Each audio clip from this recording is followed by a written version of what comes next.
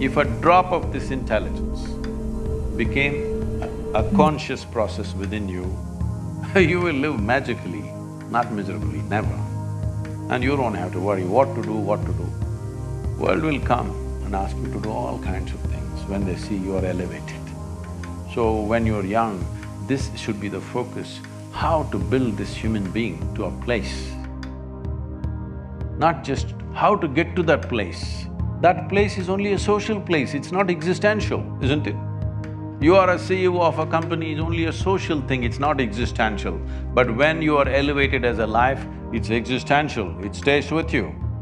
Whatever is needed in that time in which we exist, we will be able to do it because we have the necessary altitude within us.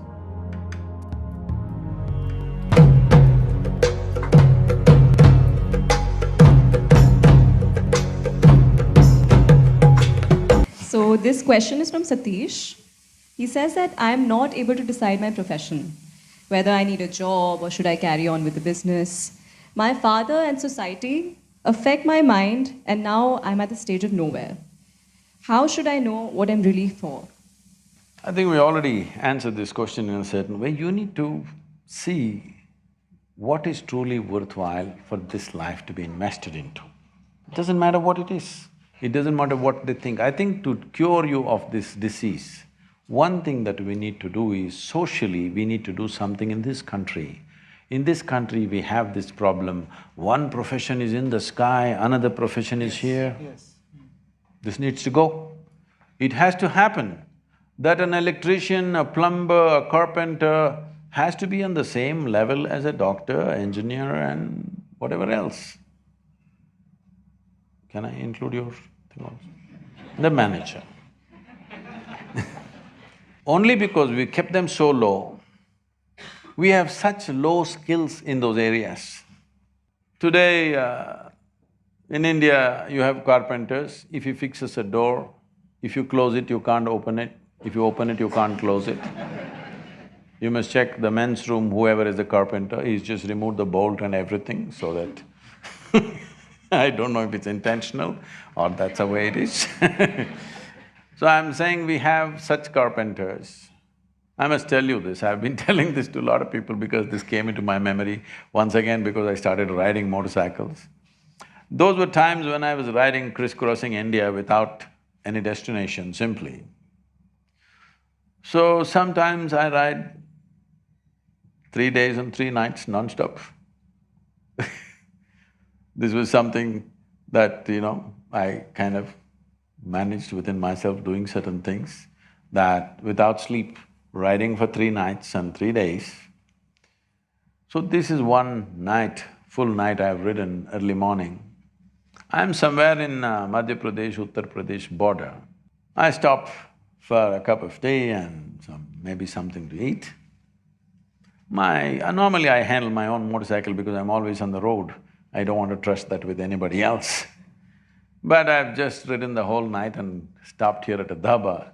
Next to that I saw a garage, Mubarak Mechanical Works. So, handwritten board. Then there was a strapping young youth. I said, hey, why don't you tighten my chain, because it's a simple thing. Motorcycles, chains become loose of riding. So I said, all you have to do is take off a link and tighten it a bit. I said, why don't you do it for me? So this guy came out with tools. The tools in his hand were a chisel and a hammer. I looked at this and said, okay, and I kept my tea and I came. I said, wait, before you touch my motorcycle. I went into his garage to see. The only tools he had in the garage was chisel and hammer. He does everything with this chisel and hammer. But after he's done the job, nobody else can do anything with it anymore. So there's a whole lot of people in life that they're conducting their life like this. They got just one instrument. Right now, this instrument, unfortunately, is called intellect. Somebody is using it. If I ask you a question, do you want a sharp intellect or a dull intellect? You must choose, I'm going to bless you. Sharp or blunt? Sharp. So essentially, your intellect is a cutting instrument. It's like a knife. It slices through things. It dissects things and shows you a few things. But dissection is not a way of knowing entire life. I really want to know you, Shashank. Can we dissect you? If we dissect you, will we know you? We may see your heart, kidney, liver and spleen, but we won't know a thing about you because you won't be there. Yes? Maybe by including you, maybe by embracing you, I may know something. But by dissecting you, I will not know a thing about you, isn't it? So right now, you're using this you're a single instrument mechanic. For everything intellect, a human being has many layers of intelligence, many dimensions of intelligence. But we have created an education system where intellect is the only thing that is regarded as intelligence. This is a cutting instrument. With a cutting instrument, if you try to do everything, no wonder. Suppose with a cutting instrument you try to sew, you will leave it in tatters, isn't it? That's all that's happening to life. Why every simple thing is a problem and a question is simply because we are using a cutting instrument to do everything in our life. There are other dimensions of intelligence, especially if you want to manage, let's say, 1,000 or 10,000 people in your life, which is what management means. It's very important, other dimensions of intelligence are on. With intellect, somebody who comes in front of you, you will try to dissect this guy and understand him, you'll make all the wrong conclusions. You must have a different dimension of intelligence and insight that if you see this person, you know what to do with him and what not to do with him. If this much sense doesn't come into you, with intellect if you go, you can talk a lot of management, but you won't be able to manage much. If you do manage much, you will get ulcers. You won't joyfully manage anything because when you do something that you're not competent to do, it will give you hell, isn't it? Hello? If I give you just 5 balls and ask you to juggle, it'll drive you crazy. Suppose this is the examination for you this time. If you want to pass your MBA, you must manage 5 balls juggling. You going to pass? It'll fall all over. What you're not competent of, if you try to do, you'll go crazy. So don't try to do something, don't try to elevate your activity. See how to elevate this. See, if you scale up your activity without scaling up this one, you will suffer activity immensely, isn't it? You don't try to up the activity, you scale this up, world will bring the activity to you. But nobody wants to invest time to scale this up. You must scale this being up. Don't worry, where is my job, where is my thing? The world will come to you. They have to come to you. If you are at a certain level of elevation, you think the world won't come to you? They will come to you. They cannot miss you. But instead of that, instead of scaling yourself up, you're scaling the activity and going crazy about doing activity. Even with education, I'm saying, don't try to understand and grasp and all this nonsense. There are ways to into deeper dimensions of intelligence within this. See, when I say deeper dimensions of intelligence, to put it very simply, what did you have for breakfast, Shashank? Ragi dosa. Okay. Ragi dosa. The boy is becoming Kannada. Ragi dosa doesn't look like you, doesn't feel like you, doesn't look like any human being, isn't it? But you eat ragi dosa, it goes inside. Over 3-4 hours' time, it becomes you. Isn't it so?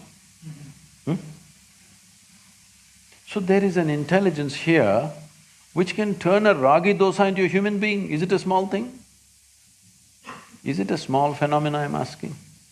You've taken this for granted? If I can take a ragi dosa in my hand and make it into a human being, who do you think I am? Hello? God. Creator himself, isn't it? But every day you're doing this, but unconsciously. This is the human predicament. Whatever you are unconscious of, it does not exist for you, isn't it? Right now, look at the back of the hall, there's a huge dinosaur. Don't turn back, please. There's a huge dinosaur, such a big animal. But you are not conscious of it, it doesn't exist for you, isn't it? Such a huge animal, but you are not conscious, it doesn't exist. Similarly, right here, the very source of creation functioning, an intelligence which can make a ragi dosa into a human being exists right here, but you are not conscious of it, it doesn't exist for you. If it was somewhere and you did not see it, it's okay. If it's within you and you did not see it, this is a tragedy, isn't it? Hello? When there is such a dimension of intelligence which can turn a piece of bread into a human being, should you not delve into it in some way? Should you not find a way to dip your hands into it? If a drop of this intelligence became a conscious process within you, you will live magically, not miserably, never. And you don't have to worry what to do, what to do. World will come and ask you to do all kinds of things when they see you are elevated. So when you're young, this should be the focus, how to build this human being to a place. Not just how to get to that place. That place is only a social place, it's not existential, isn't it? You are a CEO of a company, it's only a social thing, it's not existential. But when you are elevated as a life, it's existential, it stays with you. Whatever is needed in that time in which we exist, we will be able to do it because we have the necessary altitude within us.